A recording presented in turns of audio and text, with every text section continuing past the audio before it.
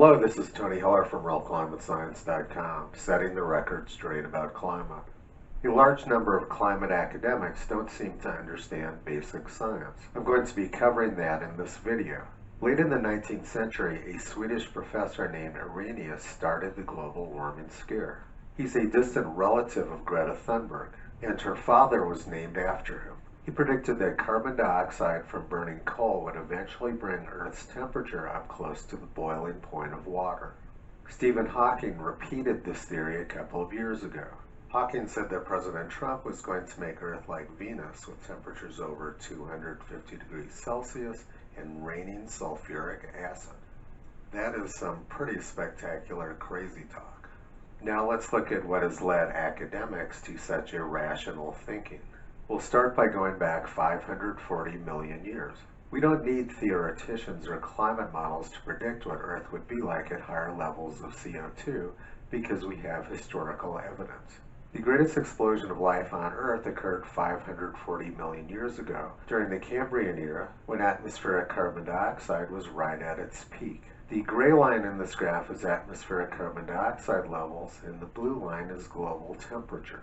Current carbon dioxide levels in the atmosphere are a little bit over 410 parts per million. But when this huge explosion of life occurred during the Cambrian era 540 million years ago, carbon dioxide levels were almost 7,000 parts per million. In other words, life on Earth prospered when carbon dioxide levels were 17 times higher than they are at present. Corals and shellfish evolved during this period. The oceans did not boil away, and ocean acidification was obviously not a problem either. I've already shown enough evidence to demonstrate that climate alarmists have absolutely no clue what they're talking about. But I'm only 2 minutes into the video and I have a lot more I want to discuss. The original climate scientists were geologists and paleontologists like myself. Oil companies hire geologists and paleontologists because we understand Earth's history. Oil deposits formed in certain types of environments and climates. So oil companies depend on geologists and paleontologists to locate the places in the rock layers where those past environments and climates occurred. It's their expertise in understanding past environments and climates that allows oil companies to deliver their product to billions of people around the world. Recently, however, the term climate science has been hijacked by academics with climate models. And that's why the discourse has become dominated by nonsense from people like Arrhenius and Hawking. Someone told me on Twitter the other day that you can't trust geologists because most of them work for oil companies. This is the sort of inverted thinking which climate alarmists maintain. The very reason that oil companies hire geologists is because geologists do understand the past history of the Earth, as opposed to climate modelers who neither understand the past nor can predict the future. Climate modelers add nothing meaningful to science, but they have completely hijacked the discourse. Now let's look at the actual science. Let's take a closer look at the CO2 versus temperature graph.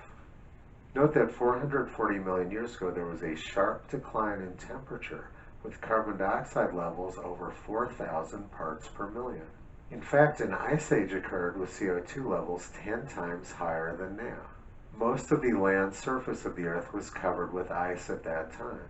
That doesn't sound much like the oceans boiling away. The long-term history of the Earth shows little or no correlation between atmospheric carbon dioxide levels and temperature. But one of the things which has confused academics has been the history of the Earth over the past 450,000 years. This data was taken from Antarctic ice cores.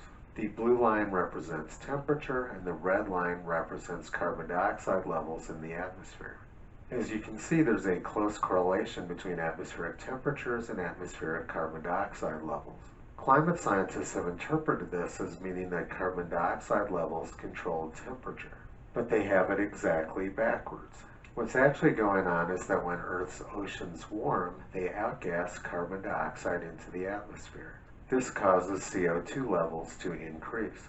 And when the oceans cool, they absorb carbon dioxide. This causes atmospheric carbon dioxide levels to fall. What climate scientists have done is to put the cart before the horse. Pretty much everyone understands this principle. Warm beer can hold less carbon dioxide than cold beer. Warm beer tends to have lots of carbon dioxide bubbles coming to the surface.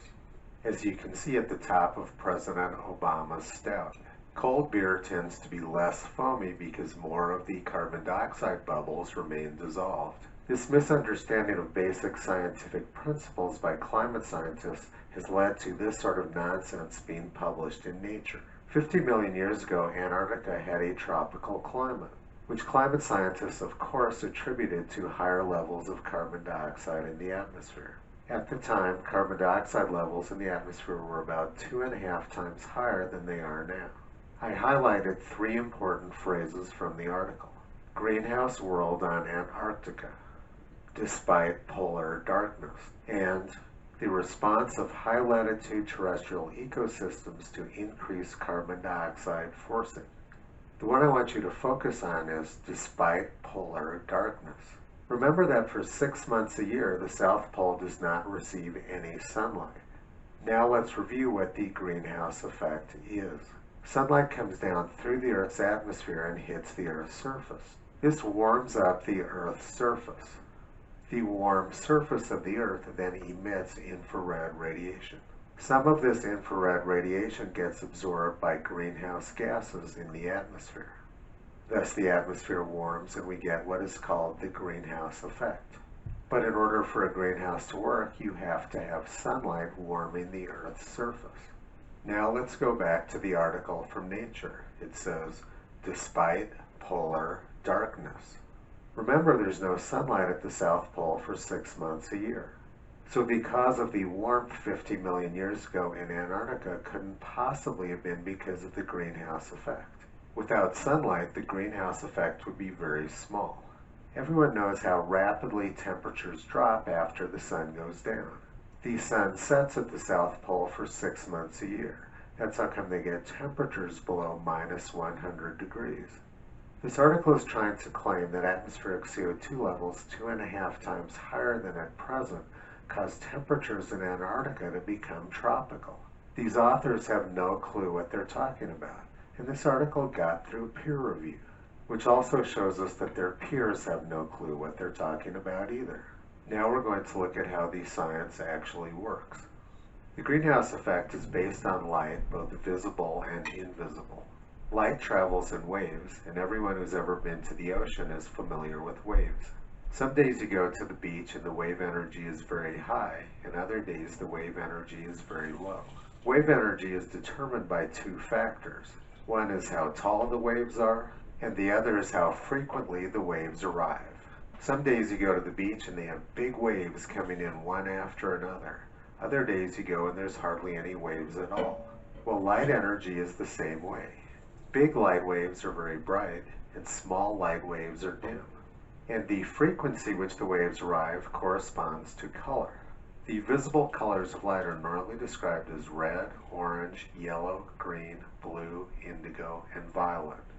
The way I learned this in school was from the phrase, Richard of York gave battle in vain. There's also lots of other frequencies of light which human eyes can't see. We normally call these on the red end infrared, and on the blue end we call them ultraviolet. Red light is lower frequency and lower energy. Violet light is higher frequency and higher energy. Infrared light is up here, and that's even lower energy than red light. Ultraviolet light is down here, and that's higher energy than violet. All warm objects emit light. Your skin emits infrared light. This infrared light is not visible to a human eye, but it can be seen by an infrared camera. The light coming off your skin is very low energy, both in frequency and in magnitude. However, light coming from the sun is much higher energy. Sunlight is very bright, meaning it has large amplitude waves. Sunlight is also high frequency because it comes off the sun's very hot surface. A lot of the light coming from the sun is in the ultraviolet range, which human eyes can't see, but can give us sunburns. So the greenhouse effect starts with very bright, high-energy sunlight coming down from the sun, striking the Earth's surface and warming it up. Then the warmed Earth's surface emits much lower energy and lower frequency light in the infrared range. The high-energy light coming from the sun passes through Earth's atmosphere very easily. But the lower energy infrared light has a more difficult time passing through the atmosphere. A lot of this lower energy infrared light gets absorbed by greenhouse gas molecules. The two primary greenhouse gases on Earth being water vapor and carbon dioxide. I mentioned that visible light passes through the atmosphere very easily, but there are things we can do to block the passage of light. For example, you can put a window blind or a curtain up in your window to block the passage of visible light into your room. You can also add chemicals to glass which will just block the passage of certain frequencies or colors of light. For example, these rose-colored glasses tend to block blue and green light. They allow red light through more easily, which is why the world looks rosy through rose-colored glasses. Now let's look at how greenhouse gases affect different colors of light. The x-axis of this graph corresponds to different frequencies or colors of light, both visible and invisible. As you can see, about 70 to 75% of the light coming from the sun passes through the atmosphere, but only 15 to 30% of the upgoing infrared light makes it through the atmosphere without getting trapped by greenhouse gases. The blue band here corresponds to colors of infrared light which are able to make it through the atmosphere. However, to the left and right of this blue band, you can see that the graph is white. This is because those colors or frequencies were not able to make it through the atmosphere. They were absorbed by greenhouse gases. Now let's look at the different greenhouse gases and how they impact passage of infrared light. Water vapor is by far the most prevalent greenhouse gas on Earth. The gray areas correspond to colors or frequencies of infrared light which are unable to pass through water vapor. As you can see, water vapor blocks most frequencies of infrared light.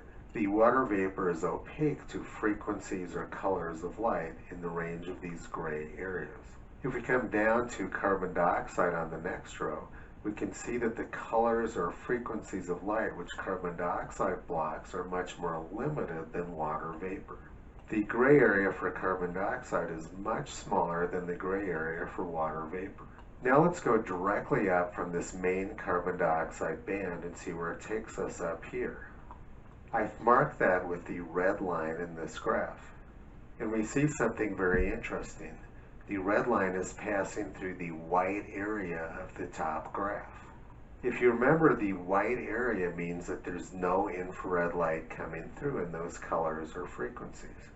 That tells us that the atmosphere is already largely opaque to those colors or frequencies which correspond to carbon dioxide. Now imagine you've got a window blind up in your window which is blocking nearly 100% of the light coming through. Will adding a second window blind make the room any darker? Of course not. And that right there is the fundamental problem with global warming alarmism. Almost all of the light which can be absorbed by carbon dioxide is already being absorbed by greenhouse gases which are currently in the atmosphere.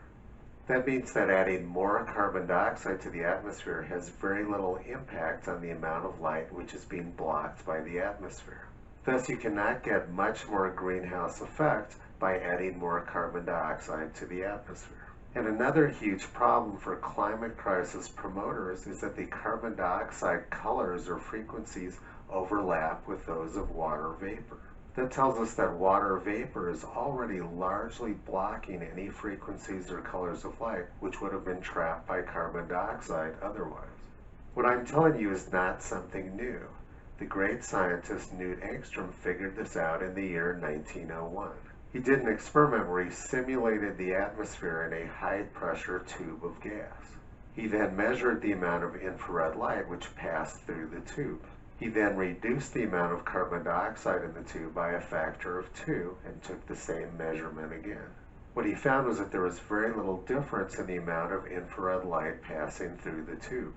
What he correctly inferred from this experiment is that almost all of the infrared light which can be trapped by carbon dioxide in the atmosphere is already being trapped, and that adding more carbon dioxide will make very little difference. And he also pointed out a huge problem with Arrhenius' original work. Arrhenius did not recognize that water vapor is also a greenhouse gas.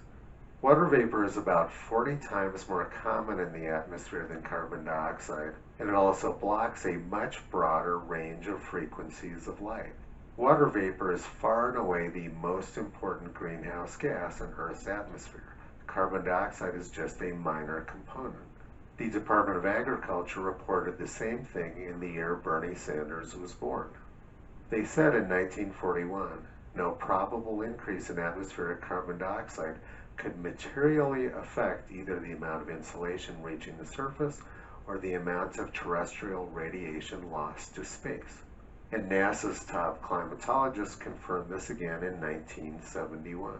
The title of the paper was Atmospheric Carbon Dioxide and Aerosols, Effects of Large Increases on Global Climate by S.I. Rasool and Stephen Schneider. The main conclusion of this part of the study is that even an order of magnitude increase of carbon dioxide in the atmosphere by human activities, which at the present rate of input is not expected within the next several thousand years, may not be sufficient to produce a runaway greenhouse effect on Earth.